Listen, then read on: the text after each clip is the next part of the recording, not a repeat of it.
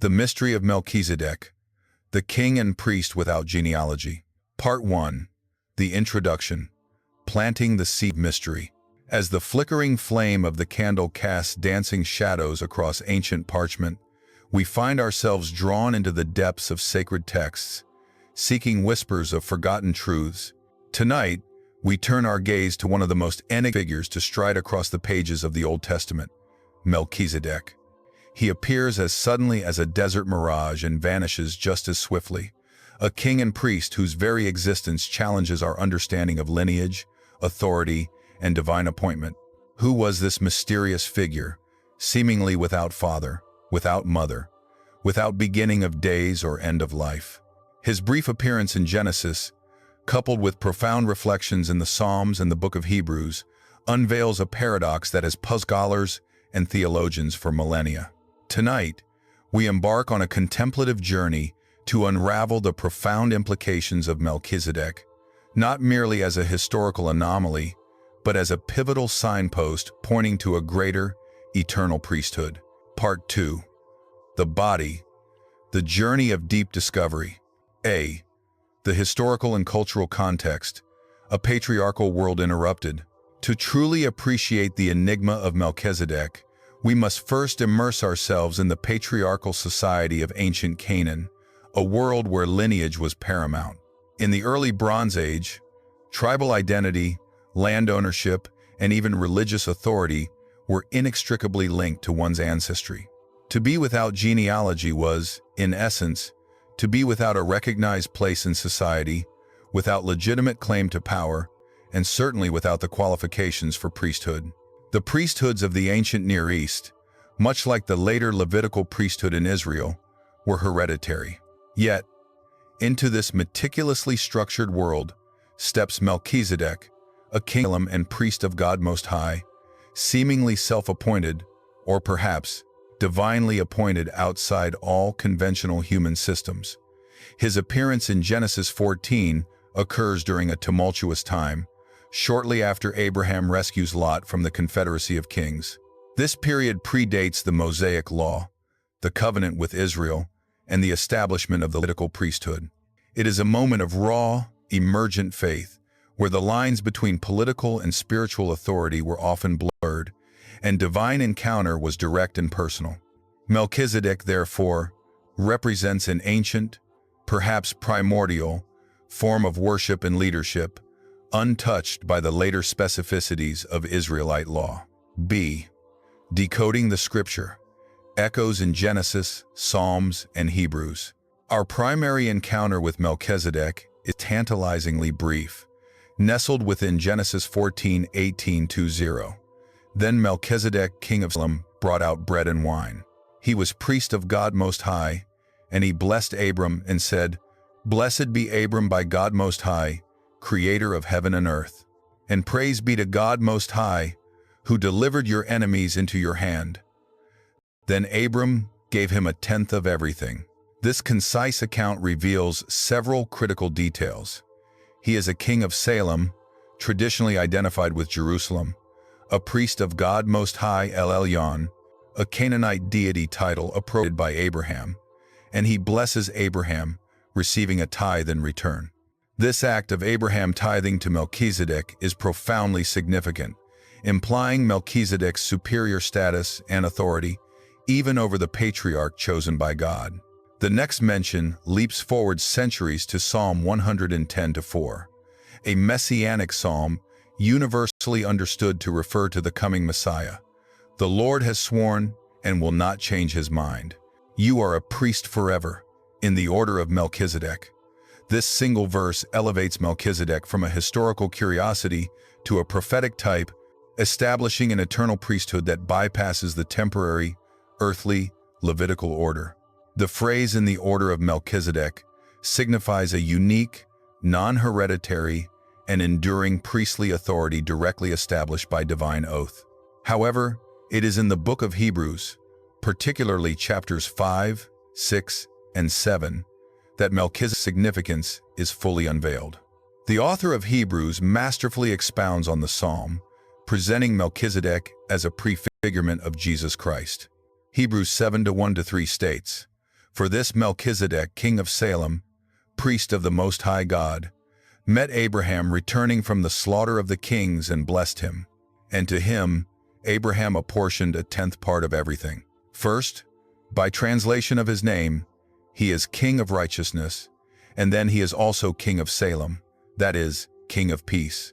He is without father or mother, without genealogy, without beginning of days or end of life. Resembling the Son of God, he remains a priest forever. Here, the without father or without genealogy is not necessarily a literal claim of an uncreated being, but a theological statement about his presentation in Scripture. He appears outside the recorded human genealogical system, making his priesthood unique and not dependent on human descent. This deliberate silence in the scriptural record concerning his origins and end serves a specific theological purpose, to highlight his distinctness and eternal quality, thereby pointing to Christ. C. The hidden theological meaning, a priesthood beyond lineage. The profound theological meaning of Melchizedek lies in his representation of a superior, eternal priesthood, distinct from and superseding the Levitical priesthood established through Aaron. The Levitical system, while divinely ordained, was inherently temporary and imperfect. It was dependent on human priests who sinned, died, and required successors, and its sacrifices had to be continually repeated. Melchizedek, without genealogy and remaining a priest forever, as per Psalm 110 in Hebrews, embodies a different kind of priestly order, one not based on birthright, but on an indestructible life and divine appointment. This concept is for understanding Christology.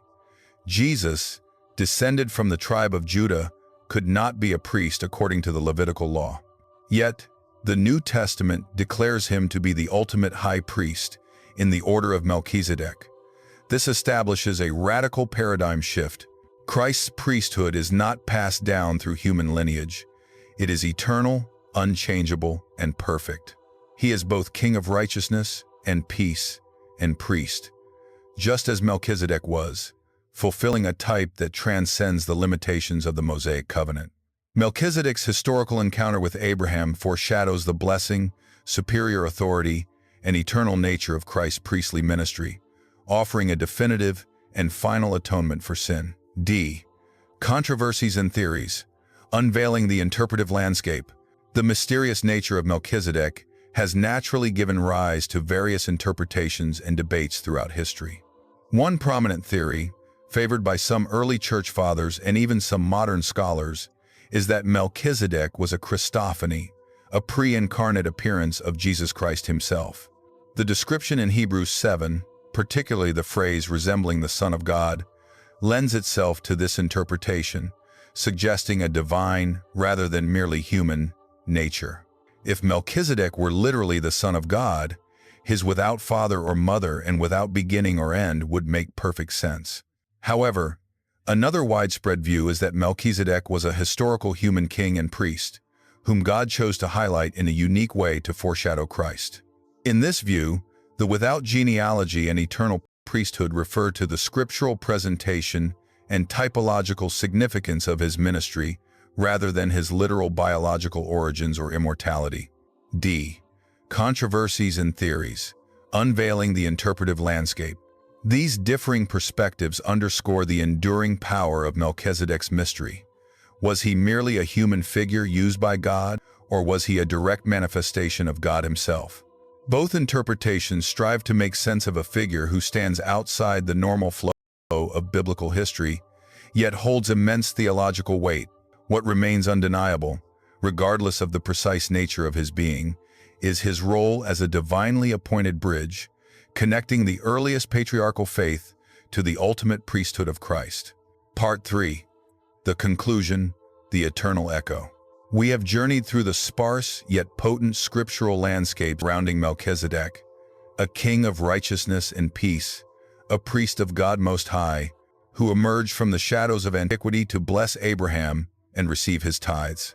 His unique presentation without recorded genealogy, without beginning or end, serves a profound theological purpose, to prefigure a priesthood not bound by human lineage, sin or mortality. He stands as a powerful type of Jesus Christ, whose eternal, unchangeable priesthood perfects what the Levitical order could only point toward. The mystery of Melchizedek, therefore, is not merely a historical puzzle. It is an invitation to deeper contemplation on the nature of divine authority, the promises of God, and the ultimate work of salvation. What does it mean for our faith that God's plan for a perfect high priest transcended even the most sacred human systems he himself established? It speaks to an eternal design, a sovereignty that operates beyond our finite understanding, always pointing to the one who is truly a priest forever, in the order of Melchizedek. May the echoes of this ancient, silent priest resonate within us, deepening our appreciation for the unparalleled and everlasting priesthood of Christ. The mystery of Melchizedek, the king and priest